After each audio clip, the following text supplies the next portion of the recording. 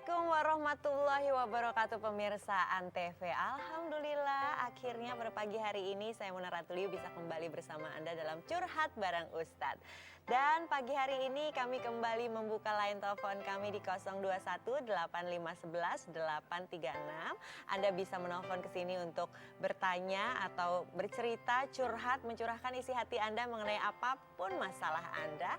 Dan pada pagi hari ini sudah hadir seorang motivator yang akan menuntun Anda untuk menemukan jalan keluar dari masalah Anda hari ini. Dan beliau adalah Kang Kana Sutrisna. Assalamualaikum Kang. Assalamualaikum warahmatullahi wabarakatuh. Assalamualaikum pemirsa semuanya. Nah di sini ada sebuah buku nih Kang Kana. Coba diceritain tentang The Balance Ways ini. Mengenai apa nih Kang? Oh iya, terima kasih Mbak Mona.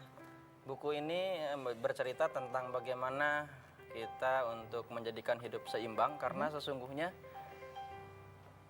kesuksesan seseorang dianggap sukses ketika kita mampu menyeimbangkan kehidupan kita. Walaupun sebetulnya keseimbangan itu adalah milik Allah.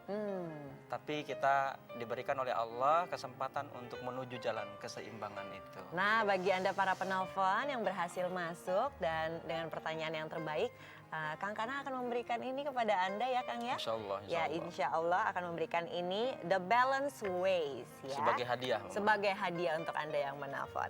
Dan Kang, sebelum kita memulai acara ini ada baiknya kita berdoa dulu untuk memulai hari kita. Silakan langsung saja Kang Kana.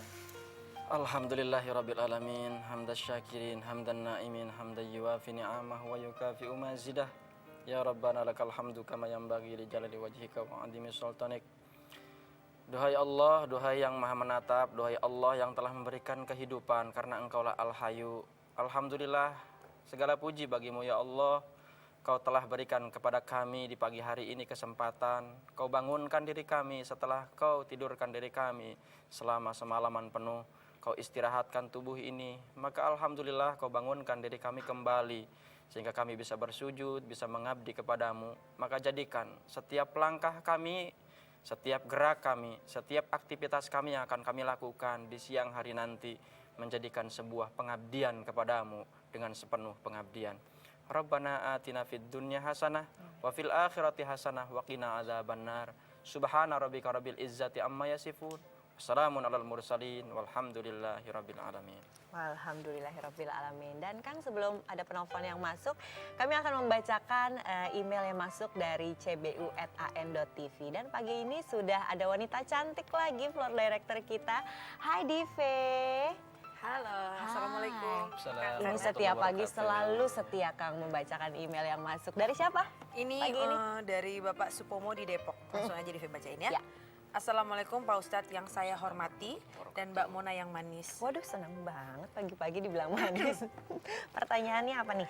Kenapa ya meskipun saya sudah berusaha dengan giat, serius dan dengan jalan yang halal, tapi sepertinya Allah tidak kunjung memberikan kesuksesan pada saya. Dari mulai bekerja kantoran hingga bisnis sendiri yang saya jalankan. Ini tidak ada yang berhasil. Rasanya rezeki bukan milik saya. Kalaupun untuk saya, harus saya dapatkan kasarnya sampai berdarah-darah. Sampai berdarah-darah. Kenapa teman saya bisa dengan mudah menempuh kesuksesan dengan keberuntungan dan tidak seperti saya? Aduh Bapak, sabar Pak Supomo, nanti langsung dijawab aja. Ini sm@_sumitro@yahoo.com. Oke, terima kasih Dive. Kita juga jadi berdarah-darah ya dengarnya nih. Kita langsung tersemangati Pak dengan email ini. Makasih Dive. Iya, sama-sama. Gimana nih Kang Kana, rasa-rasanya kok udah mencoba untuk berusaha berdoa juga, tapi kok nggak sukses-sukses juga rasanya? Baik. Saya ingin mensitir dalam Al-Quran, dalam sebuah surat 2 atau surat Al-Baqarah, ayat 155. Mungkin yang ada di Depok, Pak siapa tadi? Pak Sumitro. Pak Sumitro mungkin nanti bisa dilihat di Al-Quran. Bunyinya kurang lebih, a'udzubillahi minasyaitonirrajim, bismillahirrahmanirrahim, wala nabluwannakum bisyai'im minal khawfi wal ju' wa naqsi minal amwal wal anfus wath thamarat wa basyyiris sabirin. Kata Allah dalam Al-Quran tersebut, dan sungguh akan kami beri cobaan kepadamu dengan sedikit ketakutan, kelaparan, kekurangan harta, jiwa, dan buah-buahan, dan berikanlah berita gembira kepada orang-orang yang sabar. Jadi intinya Pak Sumitro, apapun yang menimpa diri kita pasti itu adalah Allah yang memberikan kepada kita dengan sesuatu yang terbaik. Maka strategi yang harus kita lakukan untuk menghadapi berbagai macam usaha ataupun ikhtiar kita ketika kita tidak mendapatkan hasil pula, maka salah satu strategi yang harus kita lakukan adalah dengan sabar. Gitu, Bang Mona, dengan sabar. Allah memberikan isyarat kepada kita karena mungkin kita sering atau terlalu sering menyimpulkan segala sesuatu yang kita ikhtiari, yang kemudian akhirnya kita menyimpulkan kok saya gagal terus. Padahal sebetulnya ketika itu yang menimpa diri kita itu Allah sudah pilihkan, itu yang terbaik untuk dirinya. Kalau Pak Sumitro kemudian ketika usaha langsung sukses, bisa saja mungkin nanti seperti Firaun. Firaun itu selama hidupnya nggak pernah sakit, Mbak Mona. Iya. Dia sehat terus. Bahkan rakyatnya begitu sangat mengagumi dan akhirnya dia betul-betul mengaku dirinya sebagai Tuhan. Karena itu tadi kesuksesan terus dan sehat terus ya. Jadi sebetulnya kalau dikaitkan dengan buku saya ini The Balance Ways, jadi ketika ikhtiar itu tidak selamanya sukses. Pasti ada jatuh bangunnya. Dan ketika seseorang mengalami sukses, Pak Sumitro nanti ketika sukses itu adalah sebuah akumulasi dari hasil jerih payah yang dilakukan oleh Pak Sumitro itu sendiri. Baik, Pak Sumitro dan siapapun Anda ya, dimanapun Anda berada pasti punya masalah yang hampir mirip-mirip sama Pak Sumitro. Semoga Anda bisa berlatih untuk bersabar, karena bersabar itu perlu latihan juga ya Kang ya. Betul. Dan kami masih akan menunggu telepon dari Anda di 0218511836 setelah yang berikut ini.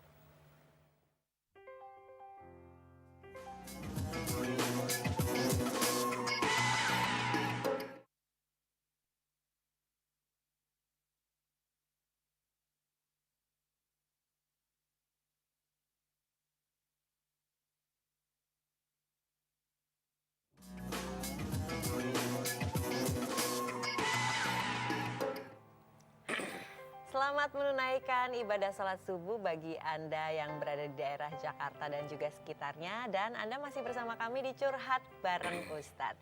Hari ini sudah ada seorang motivator yang akan menjawab pertanyaan-pertanyaan Anda. Ada Kang Kana, ya Kang ya? Sudah siap ya Kang ya? Insya Pokoknya hari Allah. ini boleh curhat mengenai masalah-masalah Anda. Apapun lah. Apapun ya, daripada dipendem-pendem ya Iya. Kang ya. Lebih baik curhat di sini dan Kang Kana akan menjawabnya untuk Anda. Sudah ada telepon yang masuk. Assalamualaikum. Ya, assalamualaikum. Waalaikumsalam. Ya, dengan siapa di mana, Ibu? Dengan Laila di Korea. Laila di Korea. Ya, Oh, di Korea. Silakan Ibu, pertanyaannya ada Kang Kana. ya ini Assalamualaikum Kang Kana. Ya. Waalaikumsalam. Assalamualaikum warahmatullahi wabarakatuh. Ini masalah keluarga sih. Oh, Bapak saya ya, masalah bapak ini. Kenapa bapaknya, Bu? Dia kan dari muda sampai tuanya kerjanya tidur terus. Waduh. Itu namanya punya kerjaan, tidur, Bu. Tidur Bu kerjaannya. Tapi capek juga sih ngeliatnya. capek juga. Habis makan tidur kan kasihan ibu saya yang mati. Saya juga seneng, Bu, kalau begitu, Bu. Mau kerja, makan tidur gitu. Problemnya apa nih Ibu Laila? Ya problemnya gimana solusi menasihati bapak saya itu biar dia sadar gitu. Oh gitu Lagian ya. kalau anak-anaknya marah-marah terus kadang sampai jengkel anaknya bilang mendingan mati aja kamu. Tidak Aduh. perlu dosa ngomong kayak gitu. Masya Aja Allah. pertanyaannya Kang. Baik. Ibu Laila, iya. banyak, ya. Terima kasih pertanyaannya Bu Laila. Gimana nih? Ini dari Ya. Korea jauh-jauh nih Kang Kana nih. Jadi Bu Lela yang ada di Korea Selatan ya. Ya. Gimana mensikapi tentang orang tua yang tak mau bekerja? Sebetulnya memang dalam Islam bekerja ini adalah sebuah keharusan memang ya. Mungkin Bapak ini harus dikasih pengertian, jangan harus marah-marah. Tapi kan agak sulit Kang kalau Iya. memberikan pengertian kepada orang tua. Gimana caranya kira-kira yang paling tepat? Ya artinya ya memang sulit tapi bisa dilakukan. Jadi tidak ada sesuatu yang mudah. Bagi orang yang ingin sukses memang harus menghadapi kesulitan dulu, Mbak Mona. Karenanya kenapa bekerja ini sebuah keharusan? Kalau kita lihat di dalam Al-Quran, misalnya dalam surat Al-Jumu'ah, ketika kita diperintahkan oleh Allah setelah kita sholat, kan Allah perintahkan untuk bertebaran di atas muka bumi. Ya. Jadi sholat itu nggak cukup, bahkan ibadah yang lain nggak cukup, karena itu nggak mencukupi untuk kita dianggap menjadi orang yang baik di atas muka bumi ini, karenanya harus kita imbangi seperti apa yang saya tulis dalam buku ini, The Balance Ways. The Balance Ways. Jadi kita nggak melulu hanya sholat saja, nggak melulu hanya syahadat atau yang terangkum dalam ibadah-ibadah mahdhah kalau ustadz-ustadz bilang itu. Tapi ada ibadah yang lain yang jauh lebih banyak karena hari yang diberikan Allah kepada kita kan 24 jam tuh. Ya. 24 jam itu salah satunya ibadah itu adalah dengan bekerja itu. Sayang ya Pak Iya, ya kalau jadi si dipakai tidur bapak terus. ini, bapaknya Bu Lela ini harus dikasih pengertian. Perlahan-lahan aja, terus jangan putus asa. Dan insya Allah pasti Allah nanti akan buka hati dari ayahnya Bu Lela itu. Kalau marah-marah anaknya gimana Iya, tuh? nggak boleh lah marah-marah. Karena orang tua bagaimanapun juga, sejahat apapun orang tua, darahnya kan ada di dalam tubuh kita. Mhm. Seburuk apapun orang tua kita, itu orang tua kita. Nggak boleh dengan cara-cara yang marah. Dengan orang lain saja kita dalam ajaran Islam itu kan harus dengan kaulan syadida, kaulan karima. Dengan kata-kata yang lembut, dengan bahasa yang santun gitu dan bijak gitu. Dan Itu perlahan-lahan momen. pasti Iya. akan luluh juga hatinya. Insya Allah ya, dengan Kang Ana. perlahan-lahan, tidak harus dengan marah-marah karena hati ini, bahasa ini ada yang bahasa bisa ditangkap dengan hati, ada yang bahasa ditangkap oleh lisan. Ketika bahasa kita adalah dengan bahasa emosi, maka ditangkapnya dengan emosi pula. Kalau bahasa yang kita lontarkan adalah bahasa yang santun dengan hati, maka ditangkapnya dengan hati pula. Tapi kalau orang tua kita kadang-kadang sudah drop duluan nih Kang Kana, aduh kayaknya saya nggak mampu bekerja untuk keluarga saya, cara untuk memberikan motivasi gimana Kang? Nah, ketika ada orang tua yang nggak sanggup untuk menganggap drop, makanya ini ada beberapa hal yang membuat diri kita gagal untuk mensikapi kegagalan tersebut. Satu, kita kan sering menganggap diri kita terlalu rendah, padahal sebetulnya Allah Subhanahu Wa Taala itu begitu banyak memberikan potensi kepada manusia. Bukankah manusia diberikan akal sehingga dia bisa berpikir, diberikan hati yang itu dia bisa merasa, kan Allah katakan kan, afalam yasiru fil ardi fatakuna lahum qulubu yaqiluna biha au adanu yasmauna biha fa innahu la ta'mal absar walakin ta'mal qulubul lati fis sudur.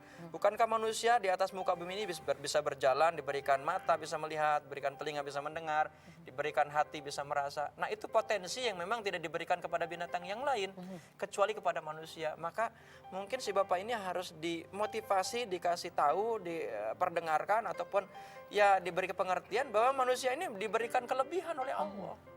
Diberikan kelebihan. Yang kelebihan-kelebihan itu yang bisa jadi mungkin si bapak ini kurang tahu gitu.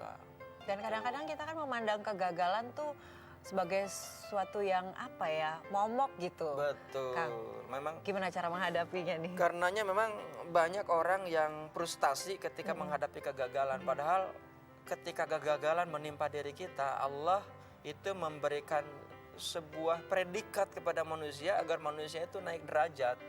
Analoginya begini, Mbak Mona nggak akan mungkin naik kelas ketika sekolah dulu, pindah dari SD ke SMP, kalau Mbak Mona nggak ujian dulu. Benar. Kan ketika Kadang-kadang ujian dapetnya jelek lagi Kang. betul, itu kan ketika jelek itu pasti akan berpikir Mbak Mona, pasti akan belajar terus-terusan. Sehingga dengan belajar itu bisa naik kelas dan akhirnya lulus. Jadi kegagalan tuh nggak perlu dipandang sebagai Iya. sesuatu yang menakutkan ya Betul, Kang ya. betul. Dari kegagalan itu justru kita Betul. jadi bisa berusaha untuk mencoba. Dan kalau kita lihat misalnya kegagalan demi kegagalan para pengusaha-pengusaha yang begitu sukses, itu kan banyak baik di luar negeri, kalangan Islam ataupun non Muslim sekalipun, itu banyak pengusaha-pengusaha yang sukses itu diawali dari sebuah akumulasi kegagalan demi kegagalan yang dialami sebelumnya. Gitu. Baik Ibu Laila di Korea Selatan, terima kasih sudah menelpon kepada kami dan semoga ini bisa membuka jalan untuk Anda menemukan jalan keluarnya ya. Salam untuk ayahnya ya. Dan kepada Anda kami masih membuka line telepon kami tetap di 021 8511 836. Karena itu Anda jangan kemana-mana karena Curhat bareng Ustadz akan kembali sesaat lagi.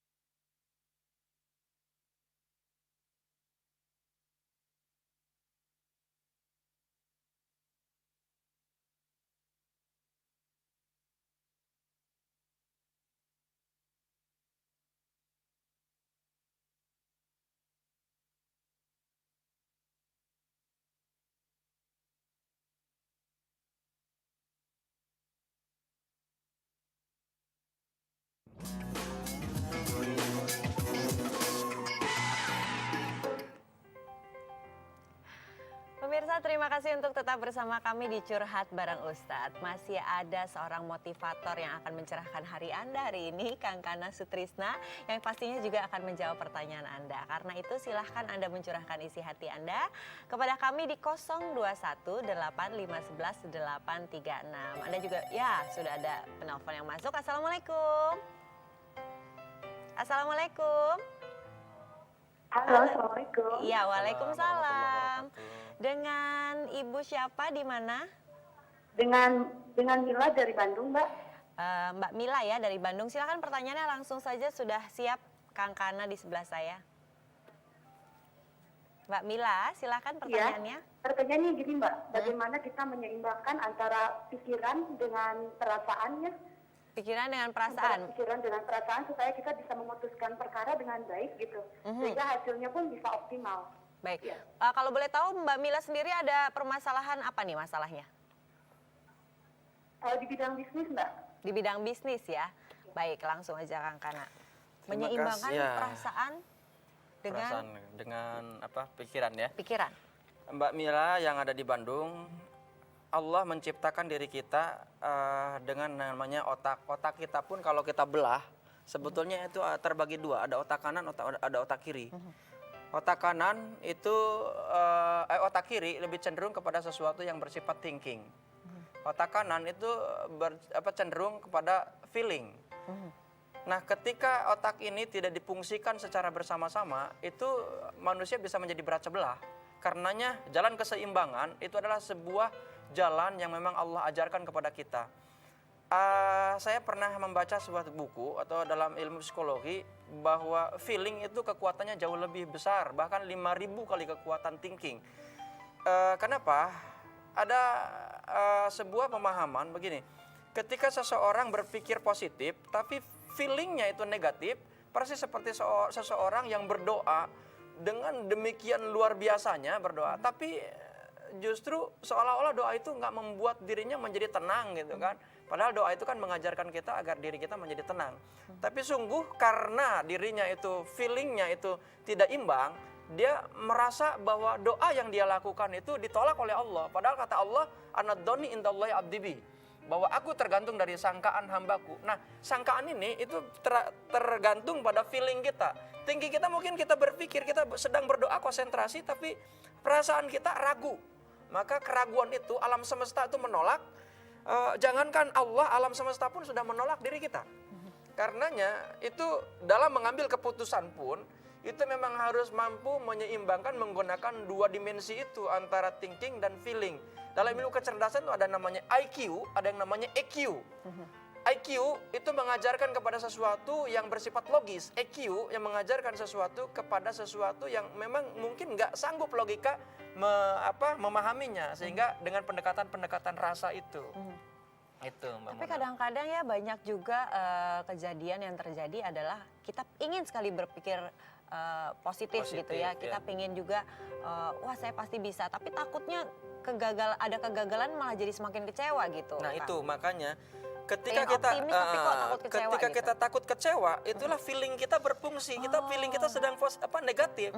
Maka harusnya ketika Itu juga thinking termasuk aura negatif itu ya? harus seimbang gitu. Thinking kita positif, feeling kita harus positif.